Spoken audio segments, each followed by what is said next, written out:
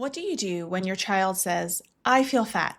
How do we raise kids with a healthy relationship to food and their bodies while we're still healing our own? And how do we navigate a culture that equates thinness with health and teaches us our bodies are problems to fix? Today, we're diving into these questions with Dr. Emily Gordon, a licensed clinical psychologist with nearly 25 years of experience specializing in eating disorders and body image concerns.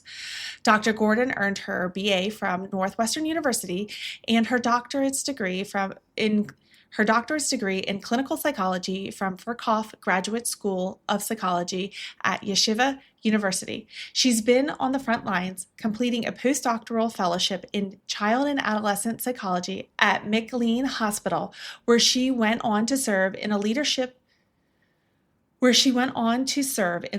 within the Adolescent Residential Treatment Program and was part of the founding team of Klarman Center for Eating Disorders. She held an appointment as a lecturer in psychology at the Harvard Medical School for 15 years and has supervised psychology trainees both at McLean Hospital and the Boston Institute for Psychotherapy. Now in private practice in Massachusetts, licensed in 4 states, Dr. Gordon focuses on adolescents, young adults, and families supporting them through these critical challenges. A quick disclaimer: this conversation is for educational and informative purposes only and is not intended to diagnose or treat any condition. If you or someone you know needs support, please reach out to a qualified healthcare professional. Let's dive in. Welcome to Miles from Review, the podcast powered by Catfit Strength, where busy women like you find practical solutions to fuel your fitness journey with authenticity and resilience. I'm Kat, your host, a mom of 2 active boys, a business owner, and an ultramarathon runner, and a strength trainer in her 40s.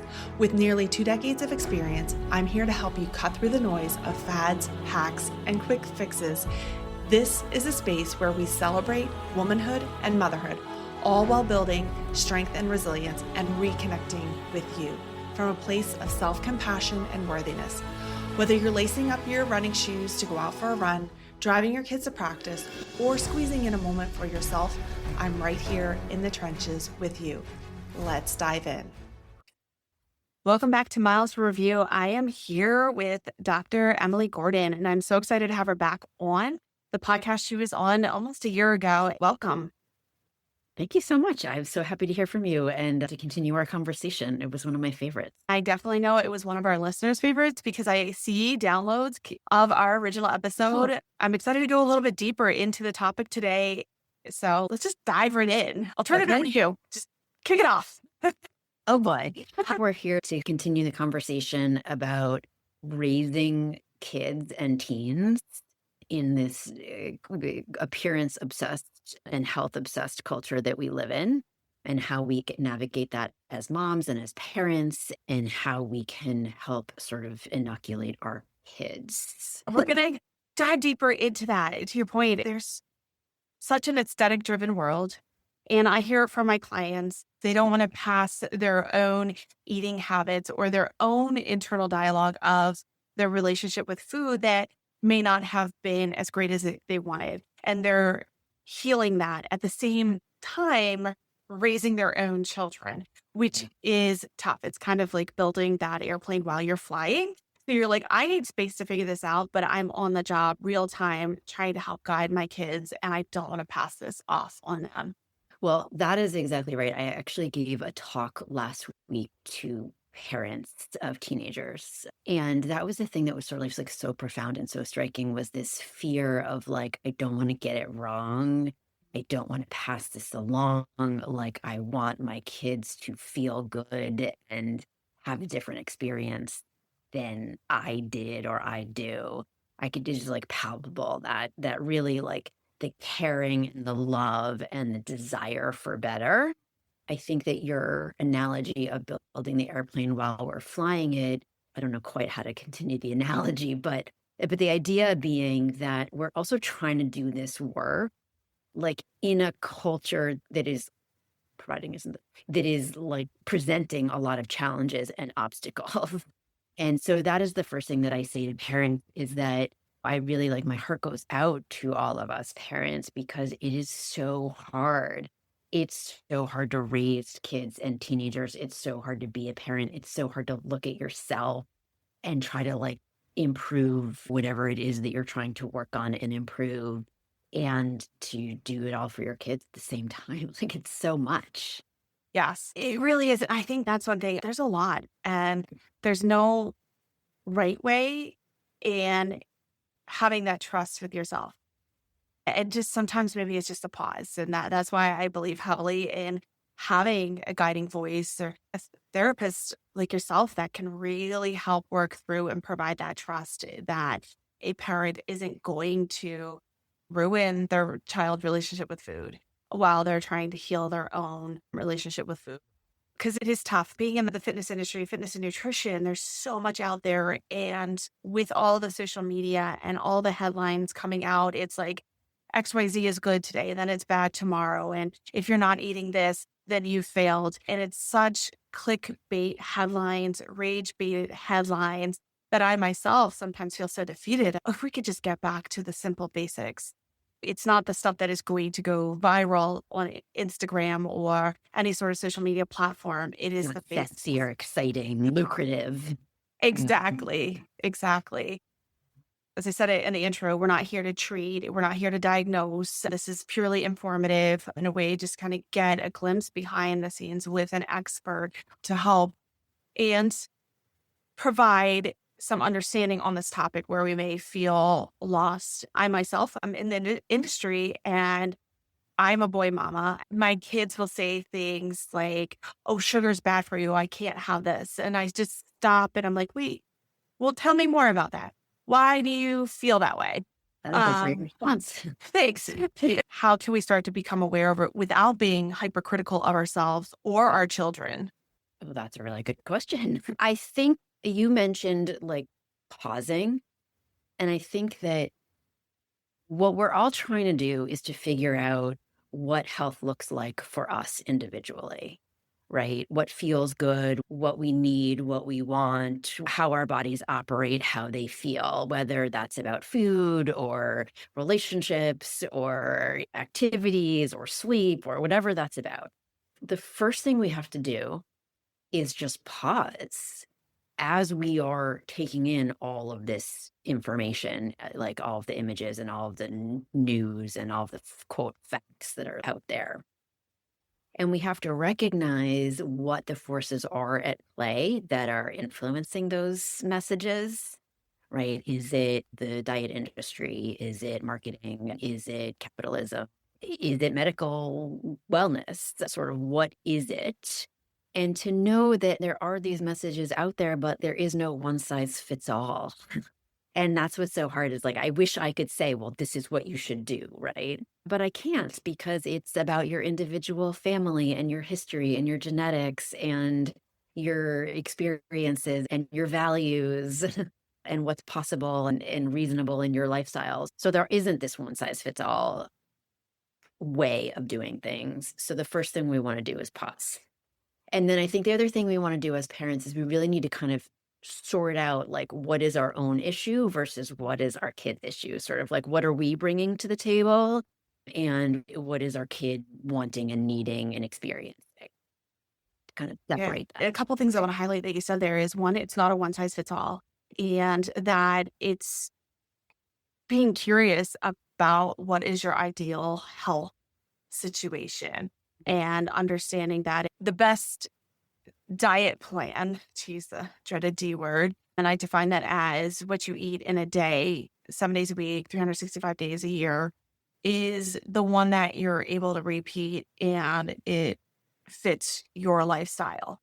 And that I find is a huge disconnect from what is conveyed in all marketing to the actual integration when individuals may be making a change is we have to explore and understand who you are, who is cohabitating with you underneath your roof, and how can we set you up for success. And with that, you started going into, I'm going to butcher your words, but how it impacts you, how you think about it. And then in return, how the internal dialogue that we have, whether we're aware of or not, may come out of our mouth. Not this is not a guiling or shaming, but this is internal dialogue. And then, like I said, I'll use me. Where my knee jerk reaction is, what do you mean sugar's bad for you? Have the sugar versus that pause. So are there common things that well intentioned, and because primarily our listenership is moms, that moms say, and parents that say or do that may accidentally make things worse? And again, it's not about guilting or shaming. This is about bringing awareness to things that we may say that, and I may say it too. Yeah, so I want to be careful, right, not to sort of blame or Mhm. shame Absolutely. parents and moms, because I think we have to have some compassion for ourselves that we are all coming, like we've all lived in this culture. We have been the recipients of the messaging. We have our own lived experience with our own bodies and our own families. And so we bring that all to parenting. The biggest sort of quote mistakes that we make are like what you said about responding without really thinking and without being mindful of like how our words are impacting our kids. I think that one of the big things that many parents do, and I understand, but it's not helpful, is this sort of making comments about bodies, whether it's their own bodies or whether it's their kids' bodies or whether it's just other bodies. It's hard to unlearn because I think our culture is such a culture of valuing appearance and size. I think that's something that parents do without realizing that is not helpful.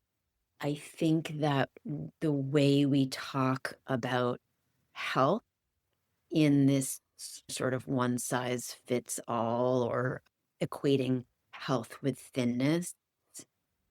And I think another thing is the way we kind of talk about or use the word fat, and that can inadvertently reinforce this idea that fat is bad, fat is shameful, fat is something we have to fix because it sort of reinforces the idea. So one of the things that I hear a lot is when kids say they feel fat or they don't like their bodies, we often sort of jump in with reassurance of like, you're not, or you're fine the way we are. And I think we do a disservice when we do that for two reasons. One is, again, we're sort of reinforcing this idea that appearance matters, that fat is bad because it's something we don't want to be. And I think we miss an opportunity to really help kids understand how they're feeling about their bodies can be about something deeper, right? So we're sort of missing the opportunity to say, hmm, I wonder what might be really going on for you. Or I understand you feel really uncomfortable. I wonder if that's about feeling lonely or feeling like you don't fit in. And so I think it's a complicated way of saying that. I think the way we talk about bodies, like, it can be very physical, and we want to help kids take it like to another level where it's not just about the physical. It can be hard, and that's okay. Society values thinness Yeah. over health. Yeah. Thinness doesn't equal health. No. And it is a hard concept to unlearn, especially when all around us, it's the reasons behind why you move your body is to reduce your size, to become thinner. The wording around a woman's body is pre-baby weight, look like you did in your 20s, fitted to that dress, etc. Really looking at health. So I think like the problem with our culture and bodies is that it makes us feel like our bodies are something to fix, Mhm. right? And I was thinking about it, even like I feel like the language is sort of like the war on obesity, right? Like we are at war with our bodies. And this is going to take us in a total different direction. I don't want to go there, but I just need to say, like, I think that's what a lot of the messaging around perimenopause and menopause is doing these days for women is like, again, our bodies are a problem. They are something to be fixed, and we have to wage war. And so, with that being the language, I think that like where that gets back to your question about what are moms inadvertently doing, it's kind of like teaching our kids that their bodies are something that has to be fixed. And so when they say, like, I want to start to be healthy, it's easy to kind of be excited by that, right? And to feel like that is a quote, good thing. So tricky to untangle, right? And maybe some people listening would think, well, isn't healthy a good thing? But again, we want to just pause and say, well, what does that mean to you before we rush in and sort of validate the effort, right? And we want to really give praise to the underlying capacities, not the sort of outside appearance. Are you curious about CatFit Strength? Well, CatFit Strength is designed to help you achieve your fitness goals with confidence and clarity. Whether you're a busy mom juggling multiple responsibilities, a woman navigating unique challenges of prenatal, postpartum, or perimenopause, or an athlete looking to enhance your performance, CatFit Strength has you covered. Let's get down to it. CatFit Strength offers personalized programs tailored to your unique needs, goals, and ensuring you get the most out of every workout. Expert guidance provided for you with the understanding of the importance of balancing strength training, cardio, and mobility. Flexible workouts designed to fit into your busy schedule, whether you're at home or at the gym or on the go. So why choose CatFit Strength? I believe in creating sustainable fitness habits that adapt to your lifestyle. I focus on helping you lift effectively, move better, and feel stronger every day. Plus, emphasis is on realistic goal setting, celebrating every win, and helping you stay motivated and inspired.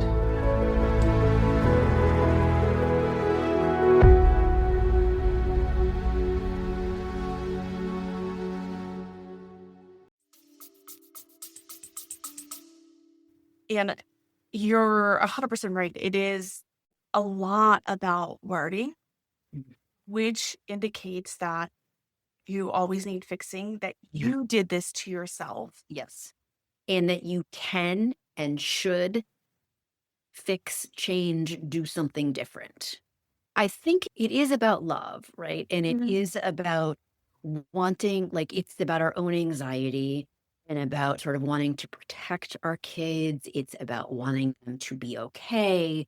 It's about wanting them to be liked. So I think that's where, it comes from our love and our own, like our efforts to try to help and like make life easier for and make them feel better. It is well intentioned. And yet I think that's where it can inadvertently be not helpful in the long. Yeah, 100%. In full disclosure, have a therapist myself. I'm a psychologist and wonderful. She's amazing. And because I have my own stories, I have my own dialogue. We all do. I found, as my boys, now that they're 11 and 14, really when they started getting into the upper ages, not that I didn't trust my parenting, but a lot started coming up for me. Yes. One of the things that helps me pause is, am I parenting through pain or am Mm. I parenting through patience, Mm. for that pause, because what I found, to your point, I know what it was like. I was the tall, lanky kid growing up, and I felt like a misfit. I was picked on for being too thin, which tends to be an opposite challenge than what most think. It was always, you're a stick figure, you're this, and I would be like, I eat a lot. And so when my kids, to your point, like will make a remark, sometimes it's like, before I had awareness, it would be like, you want to jump in, you want to save them. Yeah. And it's hard to pause Hmm. in the flow of life. We Yeah. have so many things we're juggling. Our technology, smartphones make work still accessible to us in the off hours. Then we get home. There's the mom taxiing of getting kids to different activities. And it's hard to pause in that and quickly take care of it. Not because we don't want to help our kids, but we're exhausted.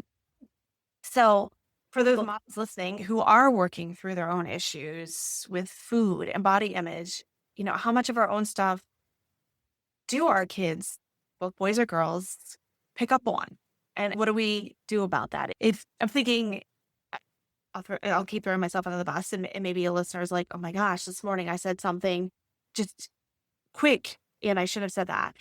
I like both my kids are growing, or I said something to one of my kids. I was like, oh, you're getting big. And they stopped. They're like, what do you mean? Am I getting fat? And I'm like, no. Oh, like it was just like, you're growing tall. Like it had no implication on body composition, but in their minds, it was, to your point, like fat. And I'm like, no, no, no, big, tall. And I found myself just like, wait, what did I do? So going back to that question, like, what would you? Yeah, so I so appreciate that question. And I want to speak to something that you kind of alluded to, which is this is not like we've got one shot and then it's over kind of a deal, right? So that we are going to say things and we are going to do things. And I am forever going back with my kids and saying, like, hey, I was really thinking about what I said yesterday. And I think it didn't come out right. I think what I meant was this. So it's not about like what you do and say in any specific moment. It's sort of like over time and over the context of your relationship with your kids.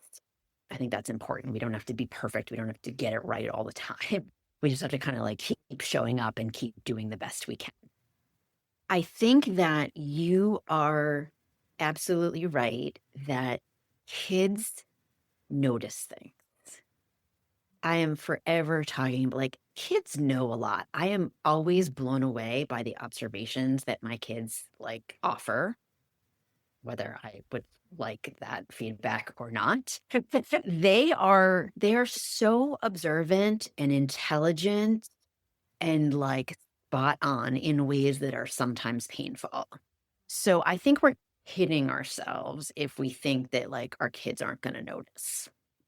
But that being said, like we're human. And I think that what we can do is just try our best, again, to be really mindful of the way we talk about our own bodies and food and what we've done or not done and what we deserve or what's good or bad. And to be really careful about the way we talk about their bodies. Right. And there's a real difference. I mean, of course, I say like, we really need to be working on not talking about bodies and appearance and talking about other things that are meaningful and important, like their kindness or their creativity or, their risk taking or just the other qualities that we value so that we are kind of, like trying to reverse what our culture does about putting all of the emphasis and value on appearance. So I think we need to do that. And I think we also just need to neutralize that, like, we can talk about bodies and appearance and like thin or fat or tall or short or, white or brown, but we're not valuing one way over the other. That bodies and people matter just like we're all valued. Right. So I think that's something that we can be really mindful of. So I hope that answered your question. I guess the other piece about how do we talk about our bodies and what do our kids pick up on? I think the thing that's especially tricky is that like our kids are kind of developing their own sense of self based on their relationship to us and in our families, especially in biologically related parents, where you're making a criticism of your own body or something about you that your kid also kind of notices about themselves, right? So if you're a taller person and your kid is tall, or if you're sort of a curvy person, or you've got, defined muscles, and you're sort of critical of that about yourself, and you're sort of sharing that same physical characteristic, it leaves them in a real bind about how to feel about their own body given the way you are experiencing your own body. That makes a lot of sense. Yeah. Your body's an intimate place. We only have one home. And it's okay to change your body. And hopefully, and definitely, if this needs to be improved upon when I see this to clients, is talk about the strengths that you're gaining with the workouts. Yep. You can still change, and I'm going to say be not fully happy with how your body might be performing, because that's okay. But coming from a place of love, like, not, I need to go in the gym and I can't believe I ate this, therefore I need to go in the gym and work it off. Or Right. not punishing yourself for living, So it's like, yeah, change happens. Well, I think too, I think you're right. And I think if we can try to focus on like, what is the purpose of the change, right? And that the purpose of the change, right, is for strength or stability or being able to like reach a goal or participate in an activity that is meaningful to us, right? So that if we're looking at like what and why and how we're changing, that it's about function and purpose and sort of value as opposed to like a physical ideal.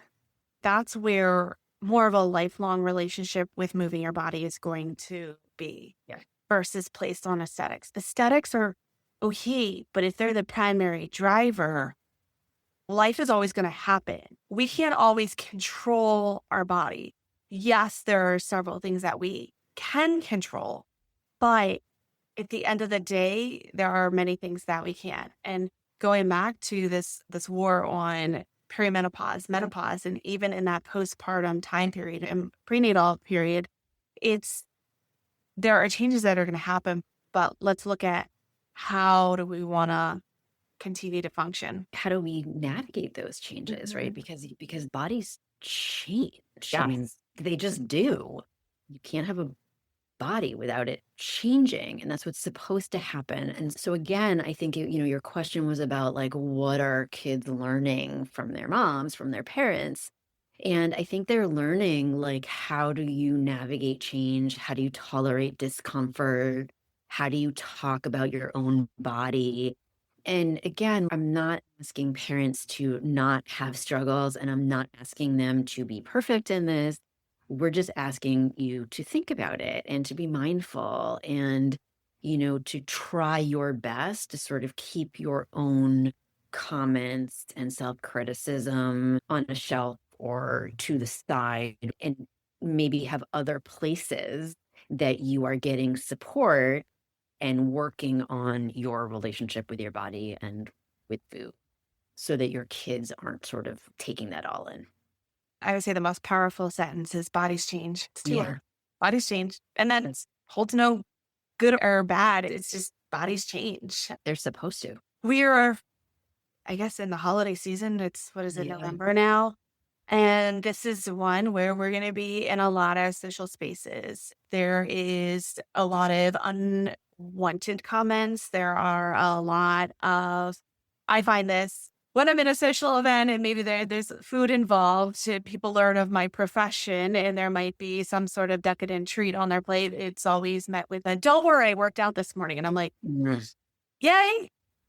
But how is that yummy pastry or dessert? Because it looks good and I'm going to get it. Who said you needed to work out to that treat? Exactly. I'm like, I want to dive in here a little bit more. But we're in a social space. So it's, again, being aware of our own dialogue, also with children there, how we can also put on better boundary for ourselves with those unwanted comments, either if our children are young and maybe they can't quite advocate for themselves, if our children are in their teenhood and maybe they are going through challenges with eating that other members, whoever they are, family, friends, etc., may not know about, and how can we assist being a good advocate for ourselves in the role of parenthood, our own personal being, and for our children? That is a huge question. So So the holidays are coming up and, we're already starting to like hear and see, the advertising and the media, like hyping this. I think that so if I think about like the psychological parts of holidays, which is that there's so many mixed feelings in general about holidays, right? They can be really exciting and really meaningful, and they can also be really challenging and anxiety provoking. And I think recognizing that and naming that for ourselves and our kids about what is happening emotionally and psychologically, because of course, I think a lot of the things that happen around food and bodies are sort of reflective of that deeper emotional, like, stuff. So, a couple things that I think are really important. One is to be mindful of what we are doing and saying, right? So when somebody says like, "Oh, don't worry, I worked out today," we don't have to agree with that statement, and we don't have to say those things ourselves.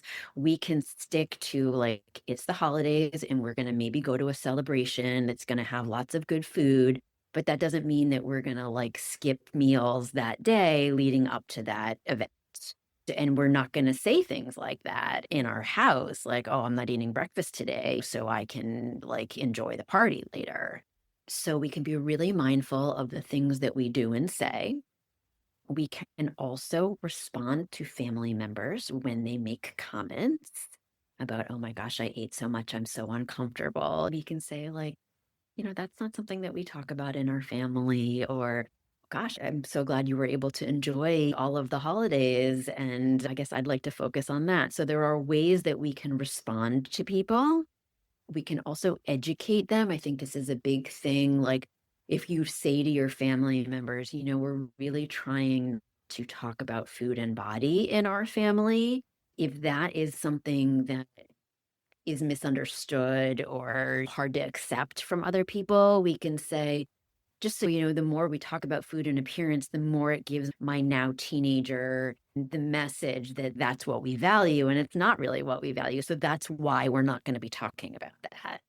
And you can do that both in front of your kids when it comes up, or you can call ahead to somebody that you're going to be with, or sort of have this just be kind of a general thing that you are putting out there about family gatherings.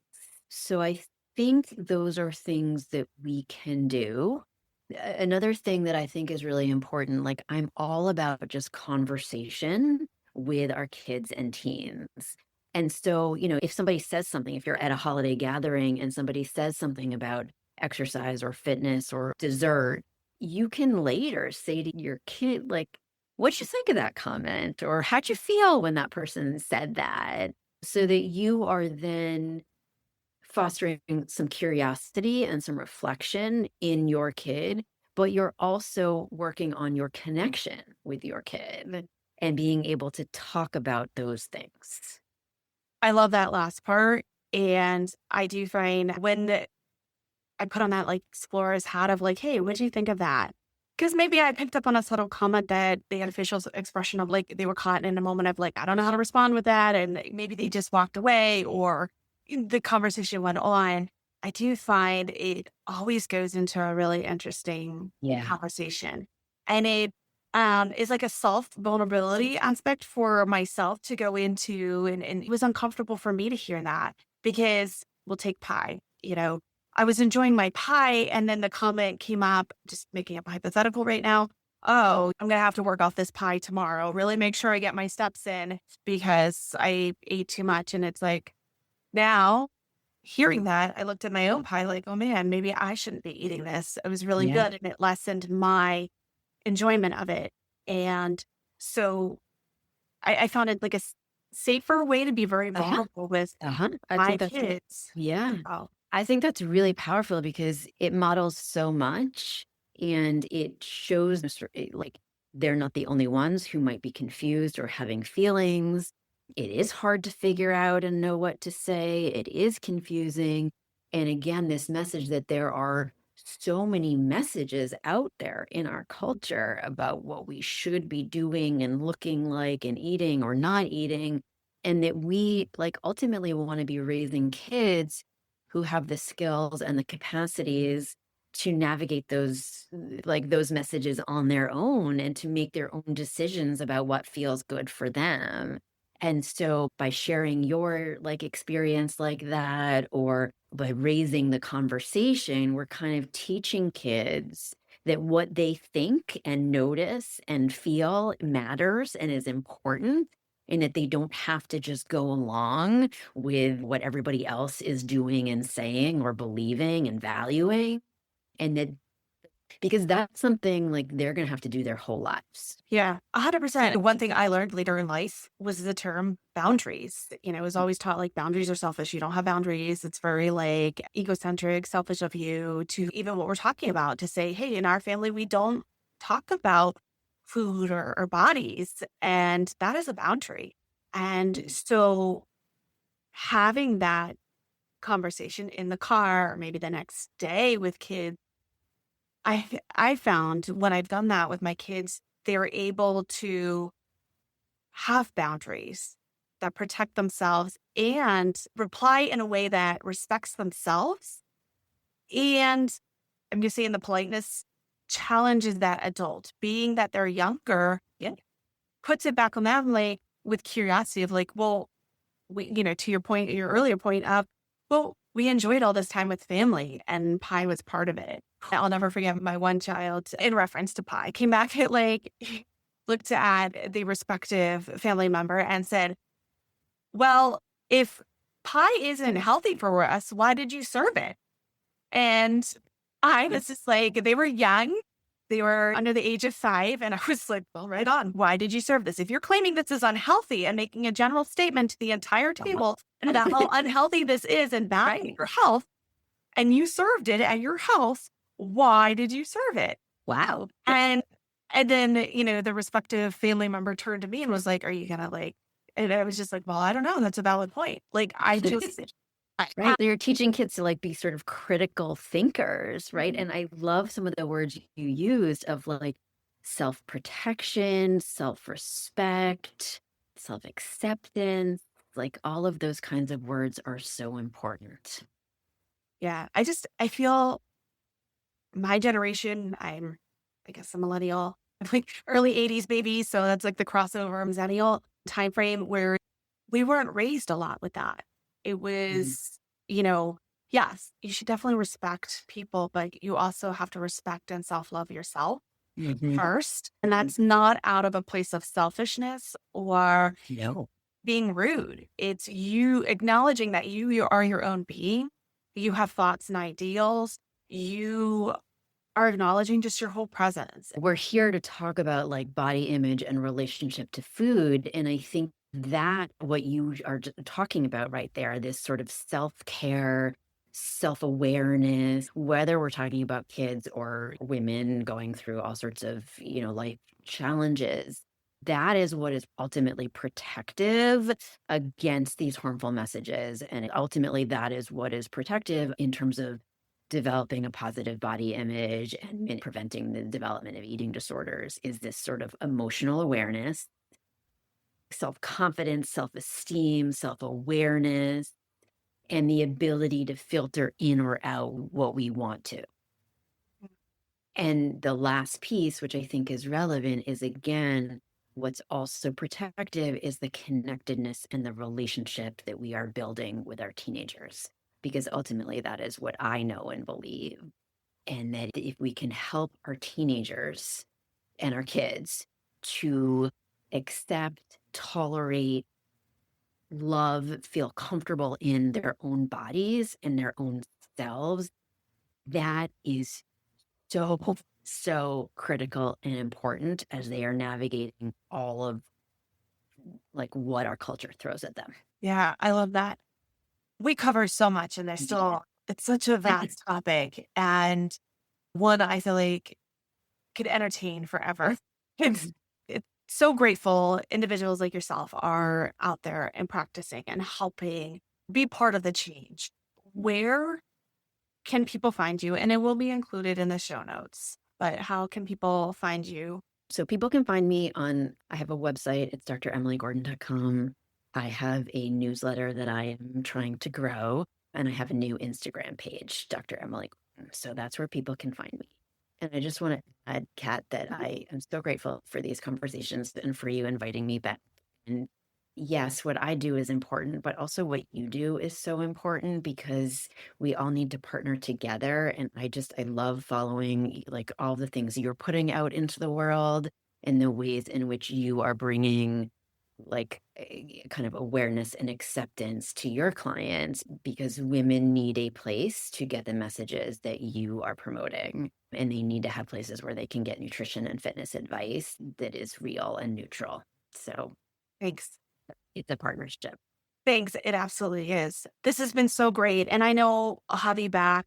If anyone has questions, feel free to reach out to the podcast. I can pass them off to Dr. Emily Gordon. Be sure to check out the show notes, follow her, jump on her newsletter. Thank you so much for coming on. And Thank you. Thank you for tuning in to Miles from Review, powered by CatFit Strength. If this podcast inspires you, don't keep it for yourself. Hit follow or subscribe to stay updated on the new episodes and leave us a review to help more women and moms discover this space. Your feedback fuels this podcast, and I'd love to hear what's working for you or what topics you want to dive into next. You can connect with me on Instagram at CatFit Strength or share this episode with a friend who is ready to embrace her strength. Remember, fitness isn't about perfection. It's about showing up for yourself and finding strength in every step of your journey. Until next time, keep moving forward, 1 mile at a time.